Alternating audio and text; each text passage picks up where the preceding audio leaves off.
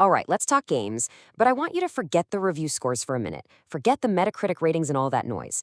Today, we're not talking about numbers. We're talking about experiences. Those incredible, unforgettable single-player journeys that just stick with you. And this right here, this is the whole philosophy behind this explainer. This isn't me telling you what the best games are.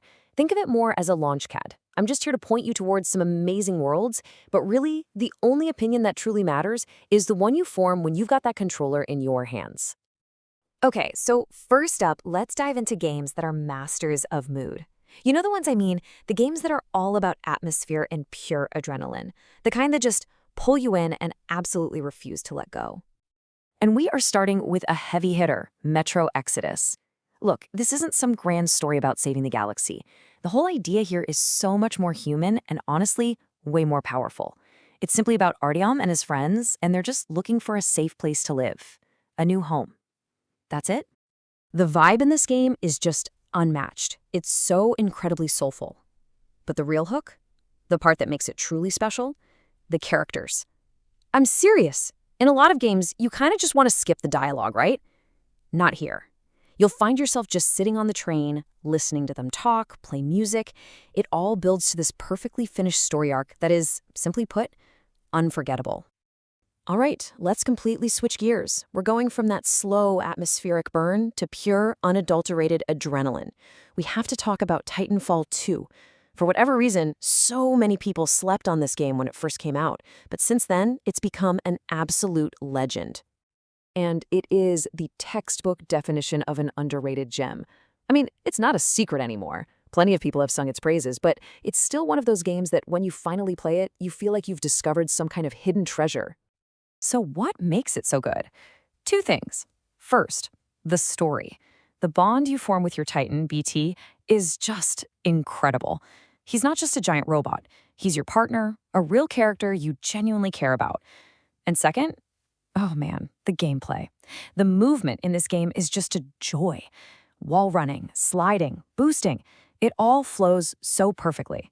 You can't describe it, you just have to feel it. It's a true diamond.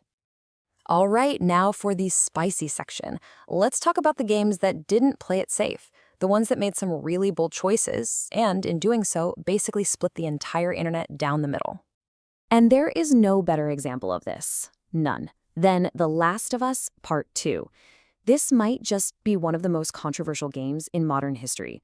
I mean, just mentioning its name online is enough to start a full-blown argument, a total firestorm. The reactions to the story were just wild. You had one camp calling it a 10 out of 10 masterpiece, a narrative work of art, and then you had the other camp calling it unbelievable trash, saying it was an insult to the first game. And what's so fascinating is, from their own points of view, you can kind of see why both sides felt that way. So that's the big question, isn't it? The one that's been filling comment sections for years. Is it a masterpiece, or is it a disaster? Well, here's the answer. Both are right. And neither are right. This is a game you absolutely 100% must experience for yourself. You have to ignore the noise. Don't let anyone else make up your mind for you. The journey it takes you on is so deeply personal that your own opinion is the only one that counts. Okay, next up, we've got a true story of redemption. It's pretty rare, but every now and then, a game can launch in a disastrous state, only to rise from the ashes and become the masterpiece it was always meant to be. And the poster child for this comeback story is, of course, Cyberpunk 2077. A lot of people wrote this game off at launch, and you know what? They were right to. But the story did not end there. The launch in 2020 was a mess, let's just be honest.